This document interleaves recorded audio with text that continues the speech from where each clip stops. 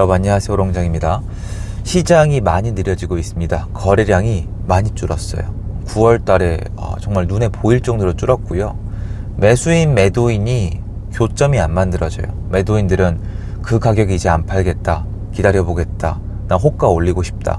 매수인들은 위쪽에 있는 시장은 호가를 너무 올린 게 아니냐, 좀 기다려보자. 중간에 있는 곳은 대출이 좀 아리까리한데 리스크인 것 같다, 난 좀 불안하다. 하단의 시장은 내가 여기 아파트를 왜 사요? 이렇게 돌아가고 있고, 최하단은 공공 쪽에서 흡수를 하고 있습니다. 거래가 안 이루어지겠죠.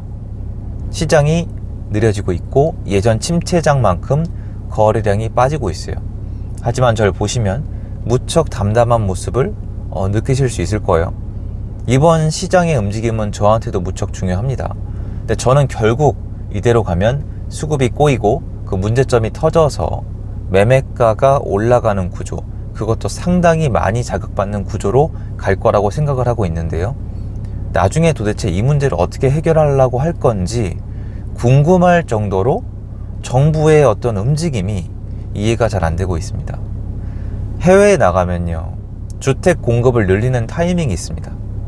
여러분이 생각하셨을 때 미국이나 유럽에서 주택 공급을 막 늘리는 타이밍이 언제일 거라고 생각을 하세요? 지금 미국 주택 신규 착공 물량 계속 늘리고 있거든요. 이게 왜 이럴까요? 월세가 제일 큰 문제예요. 월세가 올라가게 되면은 집을 더 많이 짓습니다. 왜 그러냐? 월세를 낮추려고 그러는 게 아니에요. 월세가 올라가게 되면은 사람들이 집을 많이 사요. 두 가지만 말씀드려도 감이 옵니다. 첫 번째, 집 사서 월세 났을 때 수익이 좋잖아요. 수익이 좋으면 집값도 올라갑니다. 미국은 이렇게 가요. 두 번째, 월세 내던 사람 중에서 이대로 월세 내다가 정말 거지꼴 나겠다, 그런 사람들 일부가 사요. 능력이 돼야 사는 거니까. 그럼 두 가지 다 예를 들어 봤을 때 월세가 올라가게 되면은 신규 공급을 늘릴 수밖에 없는 거예요. 왜냐하면 수지타산이 맞으니까. 이게 자유시장 경제예요. 그럼 맨 마지막에 어떻게 될까요? 월세가가 안정이 되죠. 그때까지 지어대거든요. 미국은 앞으로 그때까지 지어댈 겁니다. 서부 쪽 있잖아요, 캘리포니아 쪽. 결국엔 집값이 맨 마지막엔 꼬꾸라졌잖아요. 물론 다른 이슈들도 있었지만 수급이 제일 중요한 거거든요. 유럽도 마찬가지예요. 유럽도 월세가 올라가면은 그때 많이 짓는데, 유럽은 예전에 한 차례 이런 문제가 있었어요. 월세가 올라가는데 신규 공급을 못하는 거예요. 왜 그러냐? 규제를 했어요. 집주인과 임대인이 월세를 마음대로 못 올리게 규제를 하면서 국가에서 공공임대 또는 기업형 임대를 제공을 했어요. 하지만 처음에 기업형 임대 접근은 좋았는데요, 추후에 기업이 아주 냉정한 모습을 보였죠. 세입자는 그 거대한 시스템 안에서 이길 방법이 없었죠. 예를 들어 드리면 이거예요. 여러분이 이제 월세를 내거나 전세를 내거나 집을 살다가 퇴거하실 때 또는 중간에 나가고 싶을 때 좀 문제점이 있을 때 민간 임대인은 임차인이랑 큰 차이가 없어요. 체력이 그렇게 약하지 않은 경우가 많거든요. 상대적으로는 더 셀 수도 있겠지만 경제적 체력이요.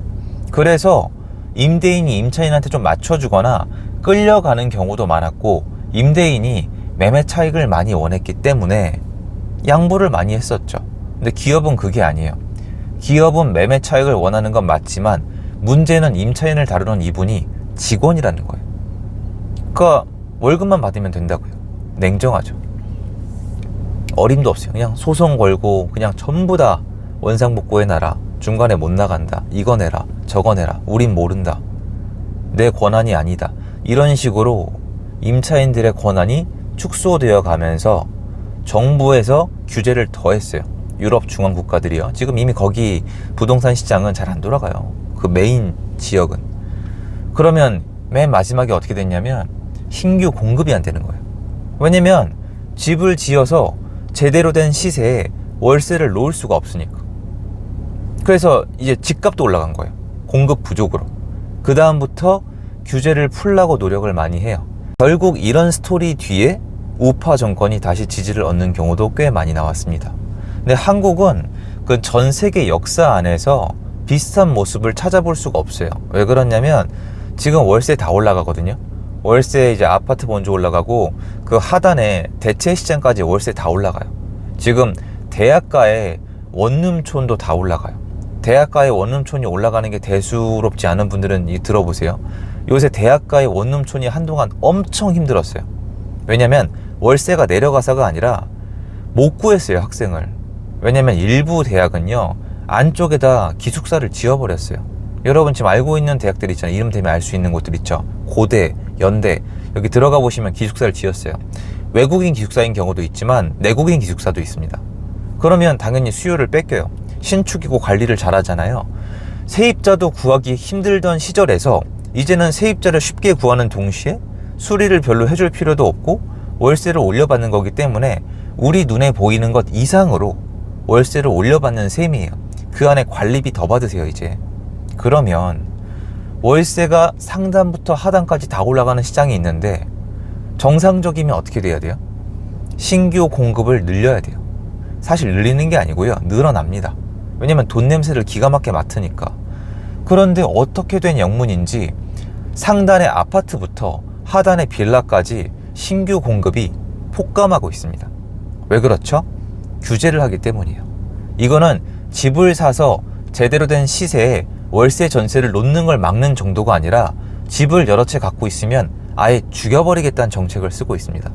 그래서 사람들이 무서워서 예전에 있던 집을 가지고 임대사업도 할 수가 없고 신규 공급이 된다 하더라도 그걸 가지고 임대사업을 할 수도 없고 이런 사람들은 대출에 대한 혜택조차도 못 받게 되어 있는 동시에 잘못하면은 감옥에 갑니다. 전세 사기. 결론은 뭐냐? 월세가 상승하고 있는데 부동산의 가치가 근원적으로 상승하고 있는데 알아요. 많은 분들은 부동산의 가치를 근원적으로 매매가라고 볼 거예요. 요건 시간 지나서 한번 지켜봐 주세요. 매매가로 돌아오나 안 돌아오나. 전월세 가격의 상승은 결론적으로 소유의 가치로 돌아오게 되어 있습니다. 지금은 그게 개편되고 있는 과정이에요. 이거 나중에 아마 기가 막힌 이론이었다라고 말씀해 주실 겁니다. 개편이 무슨 개편이냐고요? 똘똘한 한 채로의 개편. 시장이 전체적으로 위에서부터 대출이 필요 없거나 명의가 비어 있거나 이거 한 채만 남길 사람으로 개편이 순서대로 되고 있는 거예요. 그래서 상단의 시장은 가격이 말도 안 되게 나오는 겁니다. 똘똘한 한 채, 난 여기 실거주 할 거야. 여기서 애들 키우면서 오래오래 살 거야.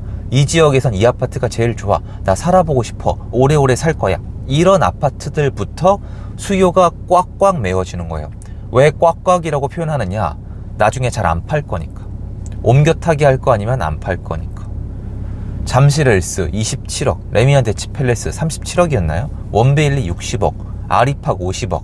많은 분들이 이게 남 얘기라고 생각하고 있지만 대한민국 40년 아파트 역사에서 이게 맨 마지막까지 남 얘기였던 적은 없습니다. 그럼 이게 어떻게 될까요? 퍼진다는 겁니다. 이렇게 상단부터 재개편이 되고 있기 때문에 매매가는 시간이 걸려요. 시장 자체를 완전히 비틀어 놨단 말이에요. 상단부터 튼튼해지는 거예요. 옮겨 타기가 안 돼요. 부의 이동이 안 됩니다.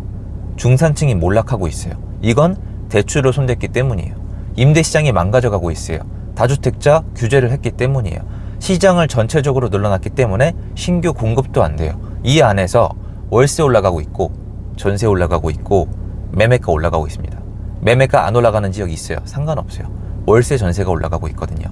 이 와중에 무슨 배짱으로 신규 공급을 틀어막고 있습니다. 부동산 시장만 놓고 봤을 때는 사실 지금 미친 짓을 하고 있는 거죠. 이게 나중에 구축 매매가로 퍼지지 않는다? 인플레이션에 대한 개념이 이제 없어졌다? 아니요, 그렇지 않습니다. 결국 월세가 상승하고 있다는 건 부동산의 가치가 올라가고 있다고 해석이 충분히 가능한데요. 이 상황에서 신규 공급에 대해서 아무 생각도 없는 정부를 만나는 건 드문 경우입니다. 얘는 나중에 전세가 이미 퍼지고 있는데 이제 본격적으로 시작되겠죠. 25년도부터. 그리고 매매가로 갈 건데 이 와중에 이제 금리 인하 시기가 들어섰는데 사실은 좀 냉정하게 얘기해서 이거라도 어떻게 좀 막아야 돼요. 왜냐면 부동산 시장의 수급이 불안정해질 게 뻔하기 때문에 금리 인하를 좀 늦추거나, 근데 이게 경제랑 맞물려 있어서 그렇게 하면 안 되는 건 맞는데 부동산 시장만 놓고 봤을 때 말씀을 드리는 거예요. 근데 하필이면 지금 시기에 거래를 또 줄여놔서 둔촌주공 입주 시기가 다가와서 또 데이터를 한국 부동산에서 막고 있기 때문에 금리 인하를 만들 수 있는 여건이 만들어져요. 왜냐면 금리를 낮춰야 되긴 하는 게 한국이 수출 국가잖아요. 그러면 금리까지 낮춰놓게 되면은 매매가 말고요, 전세가를 어떻게 컨트롤 하겠다는 거예요. 그럼 전세 대출을 막을 거예요? 그럼 월세가 폭등한다니까요. 그 월세 폭등한 다음에 또 전세로 가요. 그리고 나머지는 또 매매로 갑니다. 그리고 이 와중에 신규 공급을 많이 해주면은 이것도 막을 수 있어요, 사실은. 근데 신규 공급도 안 하고 계시잖아요. 그러면 결론은 하나예요. 25, 26, 27 뒤로 가면서 매매가까지 올라가는 타이밍이 오기를 기다리기만 하면 되는 거지, 이미 부동산 시장은 올라가고 있어요. 근데 사람들이 매매가에 너무 집중을 많이 하고 있으니까 정부는 매매가만 신경을 쓰고 있는 거예요. 매매가가 올라가는 뉴스와 데이터가 안 나오게 하기 위해서 최선을 다하고 있어요. 결과도 나름 나오고 있습니다만 결론은 뭐예요? 신규 공급의 중단이잖아요. 월세가 폭등이잖아요. 전세가도 상승하고 있는데 아직 사람들이 큰 불만을 가질 정도는 아닌 것 같아요. 아직은요. 근데 월세가가 이대로 계속 올라가면은 언젠간 전세가에도 문제가 생기거든요. 그럼 그때 전세가 해결을 위해서 전세 공급을 어떻게 할 건지, 이미 올라가 있는 월세를 어떻게 해결할 건지, 공급에 4년이 넘게 걸리는 아파트 공급을 그때 가서 어떻게 해결을 할 건지, 서민들의 주거사들이 빌라 생태계는 어떻게 살려낼 건지, 은행 통제했던 것도 갑자기 어떻게 풀 건지. 갑자기 풀면 부작용이 심하거든요. 미국 보세요. 빅컷을 하기 위해서 얼마나 많은 리서치와 사전 플레이를 많이 했습니까? 경제의 충격을 최소화하기 위해서. 그리고 부동산 올라간다고, 미국 부동산 동부는 많이 올라갔거든요. 부동산 올라간다고 이거 언급 한마디 했어요? 요새 교육 얘기하시잖아요. 금리 얘기하는데, 나라 운영 자체를 얘기하는데 아파트 값이 왜 나와요? 그러니까 이상하게 돌아가고 있는 게 맞습니다만 제가 좀 초연해 보이셔야 돼요. 실제로 그렇거든요. 이미 손을 놨기 때문인데요. 제가 뭐 할 수 있는 게 없잖아요. 시간 지나면 아, 부동산은 올라가고 있었구나, 멈춘 적이 없었구나, 그리고 그냥 그 문제를 쌓아놓고 수요를 막아놓고 나중에 더 큰 문제를 계속해서 키우고 있었구나, 그리고 아무도 책임 안 지는구나, 전부 내 탓이구나, 각자 도생이구나, 나만 거지 됐구나, 아니면 나만 부자 됐구나, 아니면 상대적으로 난 가난해졌구나, 아니면 난 상대적으로 더 부자가 됐구나, 이런 결론만 남는 시장이 얼마 안 남았습니다. 너무 불안해하지 마세요, 여러분. 시장 지금도 움직이고 있어요. 지금도 올라가고 있습니다. 다만 우리가 다른 쪽을 보고 있는 거예요. 그래서 정부도 다른 쪽만 손대고 있는 겁니다. 그래서 문제가 전혀 해결이 안 되는 거예요. 그거 말씀드리고 싶어서 영상 만들어 봤습니다. 도움됐으면 좋겠고요. 좋은 하루 되십시오. 감사합니다.